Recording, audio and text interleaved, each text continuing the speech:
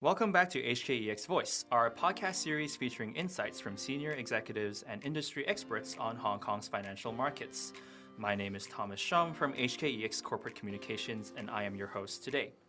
I am joined today by Katherine Ng, HKEX's head of listing. She's here to talk to us about our upcoming IPO price discovery enhancements. Katherine, welcome. Thank you. Thank you for having me today.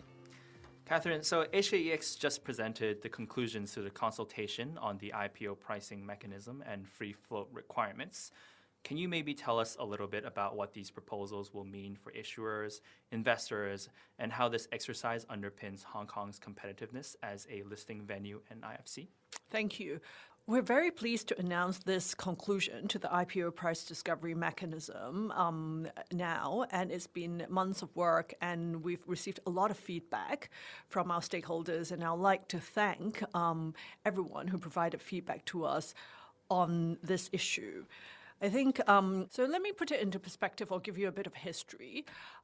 This IPO pricing mechanism has not changed in Hong Kong for decades, 27 years to be precise. And our issuer and investor profiles have changed a lot in the last 20 years.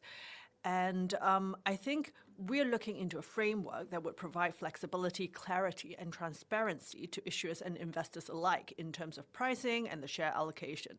Katherine, the existing mechanisms have existed for over 25 years. So what has changed in our markets to necessitate these changes? If we look at the deal sizes from the 1990s, they tend to be smaller, less international investors, and more retail dominated. And compared to the deal sizes today, which tend to be 5 or 10 times bigger, we also have more international as well as institutional investors. And the recent deals that we've seen, especially the mega deals, the majority of the cornerstones as well as institutional investor came from international participants. That goes to show that it is how important it is that our market caters for the needs of international investors. Our existing requirements were designed when institutional investors' participation was lower.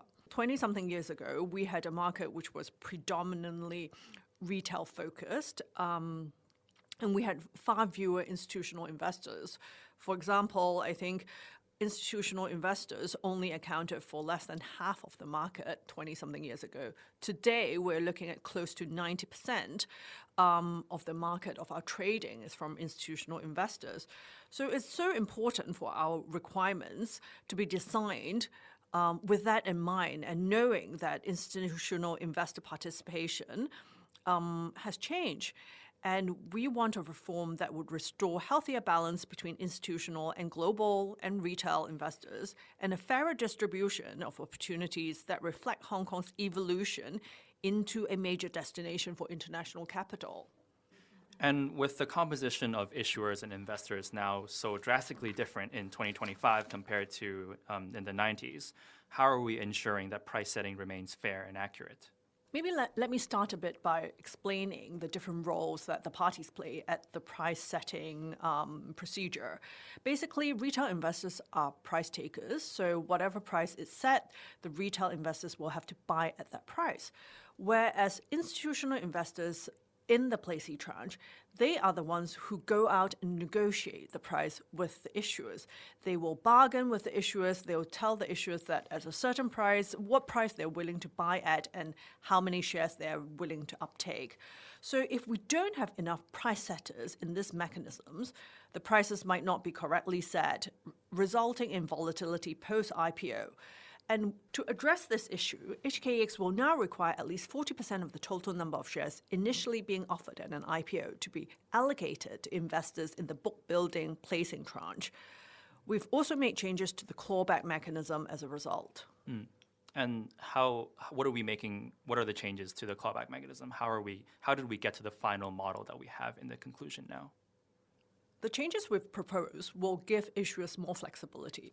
First of all, we've added an extra option. Now, in a typical IPO process or in the current IPO process, there is a clawback mechanism, which means that institutional investors will never quite know how much the placing tranche is until we know about the retail subscription because there's a clawback. They might think that they're getting a significant size, but at the end of the day, if it's a very popular IPO, 50% of the IPO fundraise could be clawed to the retail tranche. So in order to give everybody in this process a bit more certainty, whether it's issuer, institutional investors, or retail investors, we've introduced a mechanism where if the issuer choose not to have a clawback, they will allocate at least 10% to the retail, which is more than the minimum allocation ratio of 5% if there's a clawback. The other option is the clawback mechanism, similar to a clawback mechanism we have today. If an issuer chooses to have a clawback, they must have at least 5% of the IPO shares going to the public. And we've received a lot of feedback on how much the clawback should go up to. We started the proposal with 20%, but we've significantly increased that to 35%, having heard all the feedback that we did from the market. I think this proposal means that for the first time, issuers have the possibility of allocating actually more IPOs shares to the retail. Previously, it was kept at 50% to the retail, but now there's a possibility to issue as much as 60% to the retail if the issuer thought it's appropriate and a larger size retail investors would benefit their company. Overall, I think how we've ended up with, in terms of the clawback IPO mechanism, very much reflect the feedback and make our market much more competitive versus the other international markets. Thanks, Katherine. I noticed that the rules will become effective fairly quickly. Why is that? Well, as many of you are aware, our IPO pipeline is currently very strong and breaking records. What we want is for our IPO applicants to benefit from these changes and don't want them to miss out on them unnecessarily, because these reforms provide greater flexibility for issuers when conducting IPOs. And I noticed that we're doing a tiered structure for our initial public float. How does that work, and could you give us some explanation there?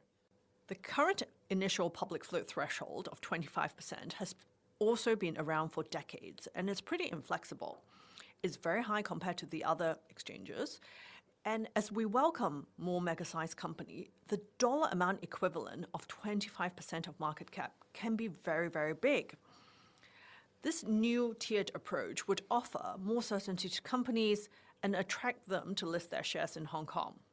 We feel that if it doesn't make sense for companies to list a large amount at IPO, they could always list at a time that's more appropriate. So right. It's perfectly okay for them to raise funds in the secondary market, and we've seen them doing that very successfully.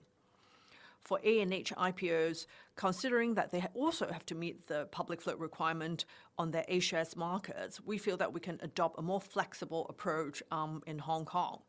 We've also introduced a new initial free float requirement to ensure that there's enough tradable shares post-IPO. These new requirements very much align with international practices and make us more attractive. And since we will also start another consultation on the ongoing public float, what other considerations are out there? As we are seeing more larger companies come and list on our exchange, a continuous listing requirement of 25% of public float is very inflexible. It might not work for companies' capital management purposes. We've introduced treasury shares last year. We want companies to be able to manage their capital in the best interest of the company and their investors. We are therefore seeking feedback on how to enhance these rules whilst maintaining adequate level of shareholder protection. These changes will align Hong Kong with global international standards and boosting our competitiveness along the way. And lastly, Katherine, what else is in the works for HKEX to enhance its listing regime and markets? The IPO price discovery consultation is just one of the many listing reforms that we've put out to make Hong Kong more competitive and enhance our listing regime. Working with our stakeholders and our regulators, we're hoping to put out a consultation taking a look at the holistic competitiveness of Hong Kong as a listing regime. We hope to put that out in the next few months, so stay tuned. Thank you to Katherine for sharing your insights on our enhancements to the IPO price discovery process. And hopefully this podcast will give our audiences and market participants some clarity on these vital changes, which ensure that our listing framework is fit for purpose and solidify HKEX's reputation as an open and transparent, attractive market to issuers and investors around the world. Thank you for tuning in to this episode of HKEX Voice. Check out our other episodes on our social media channels. For more information on HKEX and our markets, please visit our website at hkex.com.hk.